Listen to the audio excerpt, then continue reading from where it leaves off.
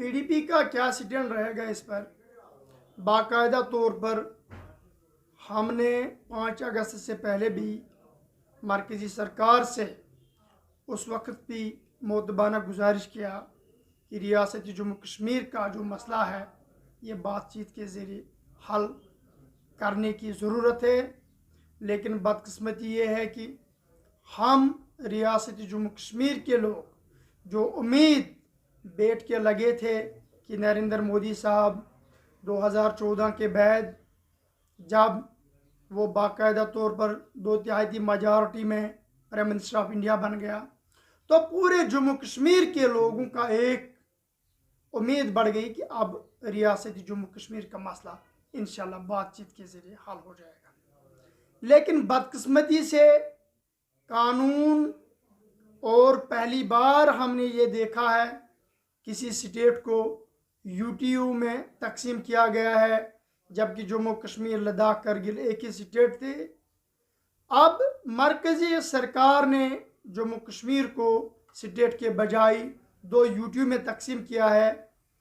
تو یہ ظاہر سی بات ہے جس جگہ پر جس دردی پر آلریڈی زخم تھا اس زخم کی نمک تراشی ہو گئی۔ رہی بات آج جو ہمارے صوبے جموں کشمیر کے لداخ کرگل کا جو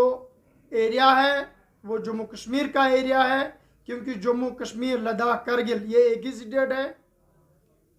اب بدقسمتی سے 5 اگست کے بعد مرکزی سرکار نے اس کو 2 یو ٹی یو میں تقسیم کیا ہے، حتیٰ کہ یہ باقاعدہ طور پر جموں کشمیر کا حصہ ہے۔ میں چین کے گورنمنٹ سے مؤدبانہ گزارش کرتا ہوں اور ہندوستان کے گورنمنٹ سے بھی میں مؤدبانہ گزارش کرتا ہوں اور پاکستان کے گورنمنٹ سے بھی میں مؤدبانہ گزارش کرتا ہوں کہ جو بھی کوئی مسئلہ ہے وہ جنگ سے حل نہیں ہوتا ہے، وہ باقاعدہ طور پر بات چیت سے ہی حل ہوتا ہے۔ میں ان تمام ممالکوں سے جو اس وقت ارد گرد ممالک اس جنگ کی لپیٹ میں آنے کے مجھے نظر لگتی ہے کہ بھائی خدا نخواستہ مجھے لگتا ہے یہ تیسرا ورلڈ وار کی شکل نہ اختیار کرے، تو میری طرف سے ان تمام ممالکوں کو ادباً میں گزارش کرتا ہوں کہ صبر تحمل سے کام لے اور جو بھی مسئلہ ہے وہ ٹیبل پاتھ کا حل ہونا چاہیے۔ حتیٰ کہ ہمارے جموں کشمیر کا جو مسئلہ ہے پچھلے دہائیوں سے ریاست جموں کشمیر کے لوگ یہ مصیبت پیستا آ رہا ہے کہ بھائی جموں کشمیر کا جو مسئلہ ہے جو ہندوستان اور پاکستان کے بیچ میں بڑا ایک مسئلہ رہا، تو میں ہندوستان اور پاکستان کے گورنمنٹ سے بھی مؤدبانہ گزارش کرتا ہوں کہ جو ریاست جموں کشمیر کا مسئلہ پچھلے دہائیوں سے پڑا ہے اس کو بھی حل جلد از جلد کرے، اور جو باقی بر صغیر کے ممالک ہیں جس میں چین ہے، جس میں ہندوستان ہے، جس میں باقی ممالک ہیں، ان کو بھی میں ادباً گزارش کرتا ہوں جنگ کسی چیز کا سولوشن نہیں ہے، جو بھی مسئلہ بر صغیر میں ہے خاص کر جموں کشمیر میں یہ بات چیت سے حل ہونے چاہیے اور جلد از جلد حل۔ کہ 25 کی 26 تاریخ ہے، سیاسی منظرنامہ جو برصغیر ہند میں دیکھنے کو مل رہا ہے، بالخصوص جو کشیدگی 2 فوجوں کے درمیان لداخ خطے میں ہو رہی ہے، اور جنگ بندی لائن جو جموں کشمیر کو 2 حصوں میں بانٹتی ہے اس پہ آئے دن جو گولہ باری ہو رہی ہے جس سے جان و مال کا نقصان ہو رہا ہے، کئی مہینوں سے چل رہا ہے، اور پھر کمر توڑ جو وبا اس وقت ساری دنیا کو اپنی لپیٹ میں لے لیا ہے، کووڈ-19 کہتے ہیں، اس کی مار الگ غیر یقینی صورتحال اس سارے خطے میں ہندوستان، پاکستان اور جموں کشمیر میں اس وقت دیکھنے کو مل رہی ہیں۔ باتیں ٹکراؤ کی جا رہی ہیں، باتیں ایک دوسرے کو پچھاڑنے کی جا رہی ہیں، لیکن کہیں بھی کوئی بھی معمولی سا اشارہ نہیں مل رہا ہے کہ یہ تناؤ جو ہے، جو ایک دھماکہ خیز صورت اختیار کر گیا ہے، خاص کر جموں کشمیر کو لیتے ہوئے، اس کا بغور جائزہ لیا جائے۔ کیا وجہ ہے کہ مارا ماری ہماری سرحدوں پہ ہی نہیں، چاہے وہ چین کے ساتھ ہو، چاہے وہ پاکستان کے ساتھ ہو، آئے دن کا سلسلہ بند ہونا چاہیے۔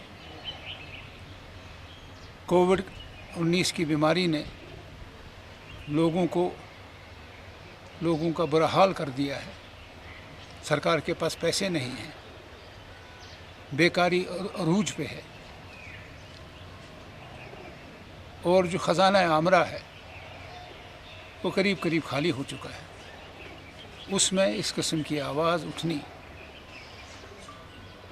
کہ ہم جنگ کریں گے یا طاقت کا استعمال کریں گے، یا ایسی باتیں بھی ایک ذمہ دار وزیر کے ذریعے سے بھی دیکھنے میں آئی آج کے اخباروں میں، کہ جو حصہ پاکستان کے زیر قبضہ ہے، جس کو پاکستان آکوپائڈ کشمیر کہتے ہیں، یا آزاد کشمیر کہتے ہیں، یا پاکستان ایڈمنسٹرڈ کشمیر کہتے ہیں، اس کو ہم حاصل کریں گے۔ اب اس قسم کی باتیں جب ذمہ دار آدمی کرتا ہے تو عام انسان یہ دیکھ کے روح کانپ جاتی ہے کہ کیا ہمارے ملک میں، ہندوستان کی سرکار میں کوئی ایسا ایک بندہ نہیں ہے جو امن کی بات کرے، خیر سگالی کی بات کرے، آپسی مسئلے جو ہیں گفت شنید کے ذریعے سے، باہمی اتفاق کے ذریعے سے ان کو حل کرنے کی کوشش کرے، تاکہ جو جنگ کے بادل اس وقت منڈلا رہے ہیں وہ چھٹ جائیں۔ 50% جو یہ جو سفارت خانہ ہے پاکستان کا، اس کی آدھی جو نفری ہے اس کو واپس پاکستان بھیج دیا۔ اسی طریقے سے ہمارے ملک کا جو سفارت خانہ ہے پاکستان میں، اس کی آدھی نفری انہوں نے واپس بھیج دی ہے۔ یاد رکھنا چاہیے کہ اس خطے میں امن کی ضمانت، جو شیر کشمیر بار بار کہتے تھے، امن کی ضمانت ہے جموں کشمیر کے مسئلے کو آپسی گفت و شنید کے ذریعے سے حل کیا جائے، جس میں جموں کشمیر جو اس کی اہم فریق ہے، بنیادی فریق ہے اس مسئلے کا، ان کی رائے مولود نظر رکھ کے، ان کا احترام کر کے ایک منصفانہ حل نکالنا، تاکہ یہ جو جنگ کے بادل ہیں یہ چھٹ جائیں، اور لوگ جو اس معاملے میں جو ہے اطمینان کا سانس لیں۔ شیر کشمیر نے بارہا دفعہ کہا جنگ بندی لائن کو دوستی کا اور امن کا پل بنا۔